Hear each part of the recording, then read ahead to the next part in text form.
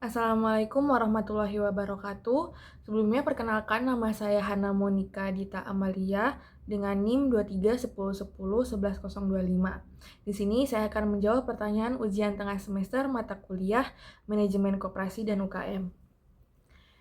Pertanyaan yang pertama yaitu jelaskan kekuatan dan kelemahan koperasi dalam sistem pasar, lalu berikan contoh kasus pada koperasi yang telah diobservasi pada tugas yang lalu. Secara umum, koperasi dalam sistem pasar memiliki dua sisi utama, yaitu sisi kekuatan dan sisi kelemahan. Dari sisi kekuatan, koperasi memiliki landasan gotong royong dan kebersamaan yang menjadikannya kuat di tengah persaingan ekonomi modern. Koperasi bukan hanya mengejar laba, melainkan juga berfokus pada kesejahteraan anggota. Prinsip dari anggota oleh anggota dan untuk anggota menjadikan koperasi sebagai wadah ekonomi rakyat yang mampu meningkatkan daya tawar, memberikan akses permodalan, serta menciptakan pemerataan ekonomi yang lebih adil. Namun dari sisi kelemahannya sendiri, koperasi masih menghadapi beberapa tantangan, seperti misalnya keterbatasan modal, rendahnya profesionalisme pengurus, dan lemahnya digitalisasi. Karena sistemnya demokratis, proses pengambilan keputusan kadang lambat. Hal ini membuat koperasi kurang efisien dibandingkan perusahaan swasta atau korporasi besar di pasar bebas. Saya mengambil contoh dari koperasi produsen negeri ladang kopi yang sudah saya observasi pada tugas lalu. Koperasi ini memiliki beberapa kekuatan utama, di antaranya yang pertama, koperasi berorientasi pada pemberdayaan petani, bukan hanya sekedar mencari keuntungan. Para petani mendapatkan pelatihan mulai dari pembibitan hingga proses roasting. Kedua, koperasi menjalin kerjasama luas dengan koperasi di berbagai daerah seperti Jawa Tengah, Aceh, dan Jawa Barat sehingga memperluas jaringan pemasaran. Lalu yang ketiga, koperasi mampu meningkatkan posisi tawar petani karena hasil panen dijual secara kolektif dengan harga yang lebih stabil.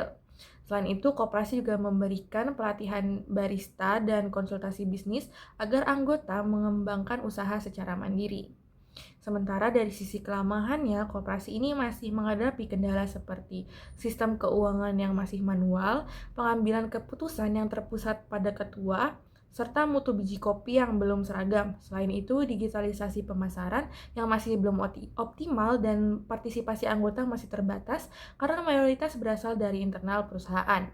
Kesimpulannya, koperasi memiliki potensi besar sebagai penggerak ekonomi rakyat, namun masih perlu diperkuat dalam hal manajemen, teknologi, dan profesionalisme agar dapat bersaing dari sistem pasar yang terbuka. Lalu soal yang kedua yaitu berikan saran yang konstruktif untuk perkembangan koperasi yang menjadi objek observasi di tugas yang lalu. Berdasarkan hasil analisis saya tadi, ada beberapa saran yang bisa diterapkan untuk mengembangkan koperasi ini. Yang pertama dari aspek manajemen, koperasi perlu memperluas keanggotaan agar masyarakat sekitar bisa ikut terlibat. Pengambilan keputusan juga sebaiknya dilakukan melalui rapat anggota agar lebih demokratis. Dari aspek keuangan dan teknologi sendiri, koperasi perlu mulai melakukan digitalisasi sistem keuangan menggunakan aplikasi sederhana agar lebih akurat dan transparan. Koperasi juga bisa mencari sumber modal tambahan melalui program pemerintah atau lembaga keuangan mikro. Lalu dari sisi produksi, penting untuk melakukan standarisasi mutu, hasil panen, dan modernisasi alat produksi agar kualitas kopi seragam dan efisien. Dari sisi pemasarannya, koperasi bisa memanfaatkan media sosial dan marketplace untuk promosi produk. Branding seperti kopi ladang kopi, pemberdayaan petani lokal bisa digunakan untuk memperkuat citra koperasi.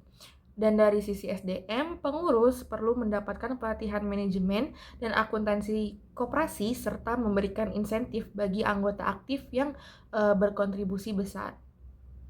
Dengan langkah-langkah tersebut, koperasi dapat berkembang menjadi lembaga yang lebih modern, profesional, dan mampu bersaing di pasar nasional maupun internasional. Selanjutnya soal yang ketiga yaitu jika suatu hari saya berkesempatan untuk mendirikan sebuah koperasi, maka koperasi jenis apa yang akan saya dirikan, beri alasan pemilihan, jenis pemilihan dan di mana akan didirikan. Jika suatu hari saya memiliki kesempatan untuk mendirikan koperasi, saya ingin membentuk koperasi serba usaha maju bersama. Koperasi ini memiliki 3 unit utama, yaitu simpan pinjam, penjualan kebutuhan pokok, dan pemberdayaan usaha kecil anggota. Saya memilih jenis koperasi serba usaha karena sifatnya yang fleksibel, dapat menyesuaikan dengan berbagai kebutuhan anggota, mulai dari akses modal hingga penyediaan barang pokok. Selain itu, koperasi ini bisa menjadi wadah gotong royong ekonomi masyarakat agar tidak bergantung pada pinjaman berbunga tinggi.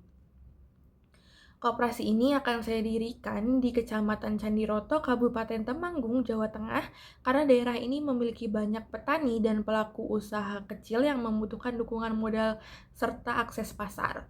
Harapan saya, koperasi maju bersama ini dapat menjadi lembaga yang mendorong kemandirian ekonomi, meningkatkan kesejahteraan masyarakat, dan juga menumbuhkan semangat wirausaha di daerah pedesaan.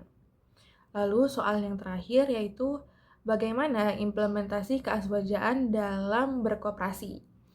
Keaswajaan berarti menanamkan nilai-nilai Ahlus Sunnah wal Jamaah seperti jujur, adil, amanah, tolong-menolong, dan musyawarah ke dalam kehidupan masyarakat. Dalam kegiatan koperasi, nilai-nilai keaswajaan ini dapat diimplementasikan dalam beberapa bentuk. Yang pertama, kejujuran dan transparansi, yaitu setiap laporan keuangan harus disampaikan secara terbuka kepada anggota. Lalu yang kedua, keadilan dalam pelayanan, di mana semua anggota harus mendapatkan perlakuan yang sama tanpa adanya diskriminasi. Lalu yang ketiga, musyawarah dalam pengambilan keputusan, agar semua anggota merasa memiliki dan terlibat dalam menentukan arah koperasi. Keempat, tolong-menolong atau ta'awun, yaitu koperasi membantu anggota yang mengalami kesulitan melalui dana sosial. Lalu yang kelima, amanah dan tanggung jawab, di mana pengurus harus menjalankan tugas dengan niat ibadah dan tidak memanfaatkan jabatan untuk keuntungan pribadi. Dengan menerapkan nilai-nilai keaswajaan, koperasi tidak hanya menjadi lembaga ekonomi, tetapi juga menjadi wadah pembinaan moral dan sosial yang membawa keberkahan bagi seluruh anggotanya. Sekian jawaban ujian tengah semester dari saya. Kurang lebihnya mohon maaf. Wassalamualaikum warahmatullahi wabarakatuh.